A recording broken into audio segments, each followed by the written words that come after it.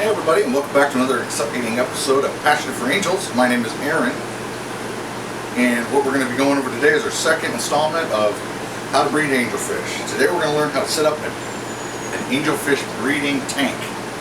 The requirements is a 20 gallon. 20 gallons, you need 10 gallons per adult fish. So that's why we use a 20 gallons.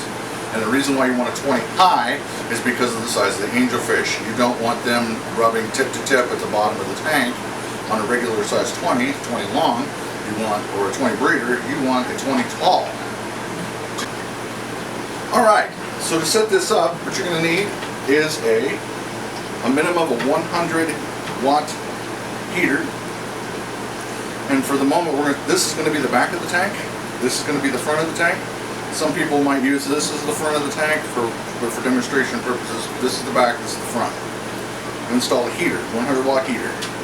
And it's going to go toward the back in this corner, like so. And then the next thing we're going to want to do is we're going to want to install our sponge filter.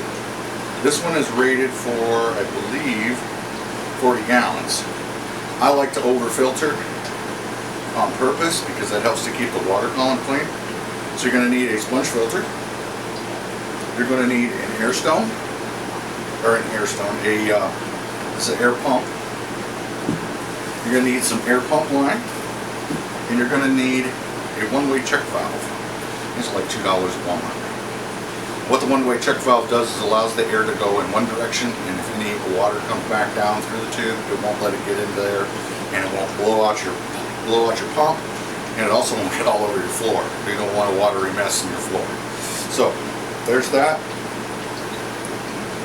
So we're going to get this, we're going to put the line in there, we're going to put this in there, cut it, put the check valve inside there, connect this up, and have it ready to plug in and ready to go. So we'll get this out of the way.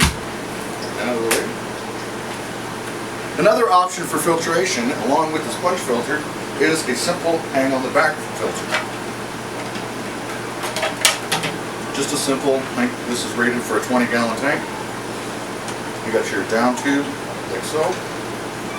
And it's going to have the holes and stuff in it. What I recommend using, I'm going to put this in a spot so it'll go right over here, like so. What I recommend using on the end is going to be aquatic clear foam. This is made for the aqua clear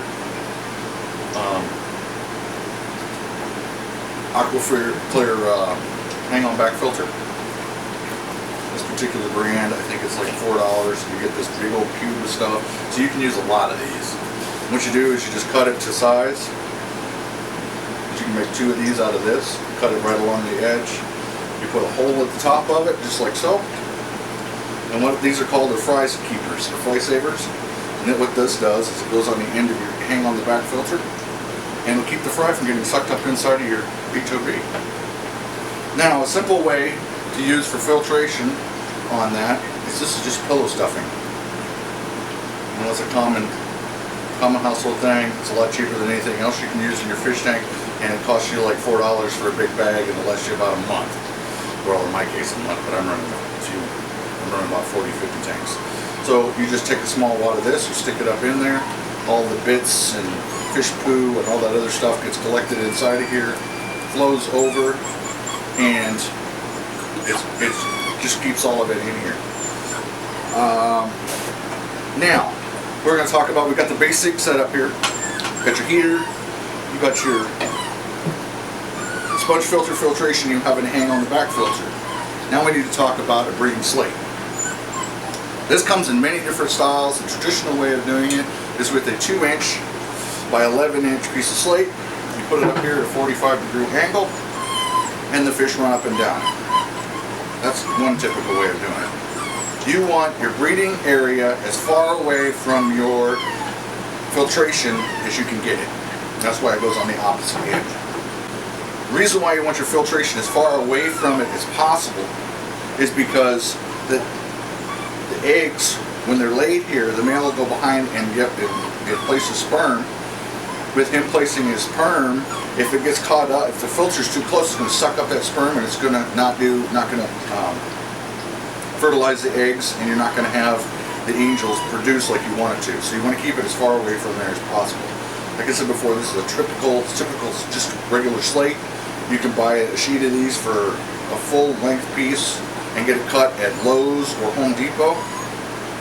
They'll cut it for you to the right lengths. You can get like 4 or 5 of these out of one piece of slate. It's a 1 foot by 1 foot. This is only 2 foot across. You can get 2 or 3 of them out of there. This is the what I started using at first, and if that's the method you like to choose, then you can go ahead and use that. Another method of breeding slates. These are a little more expensive, but this is made out of plexiglass. It's got a bend in it, so you get the 45-degree angle, and it also has 2 magnets on the end, so that you can just put it, place it, and you're ready to go, just like so. Another method that I've used in the past is just a piece of 2-inch PVC pipe, and I cut it into 11-inch strips. And with this method, you have to have a suction cup at the top, or it tends to float back up to the top. Set it here again at a 45-degree angle. You take your suction cup here and you place it here. This is an overheater one. Here it attaches there and it'll hold it in place, just like so. Well, you get the idea anyway. It'll hold it from floating back up. With the pressure on it, it'll keep right there. I usually have 2 of them, one at each end. So I used that method for a while. Thought that was really good. Then I ended up with my final method, which is a how-to video on YouTube already on how to make these. This is a 2-inch PVC pipe, cut to about 6 inches. Drill the hole at the top, attach a suction cup to it, and it just hangs right there on the side. I found this to be the easiest method, and the reason being, if we go back to the original one, when they send these out, they actually put a coating of something over the top of this, and I was finding that it was actually detracting from and fumbling over the eggs because of the coating that was on it. So that's why I changed from what I did before, and we went into something else. I like this method the best because I can take this out, I can set it inside of a jar or a container, and then we'll get to that in later episodes of how to breed or how to rear the young until they get to be free swimming. But this is the method I choose to use. If you have any questions, comments, please rate, comment, and subscribe.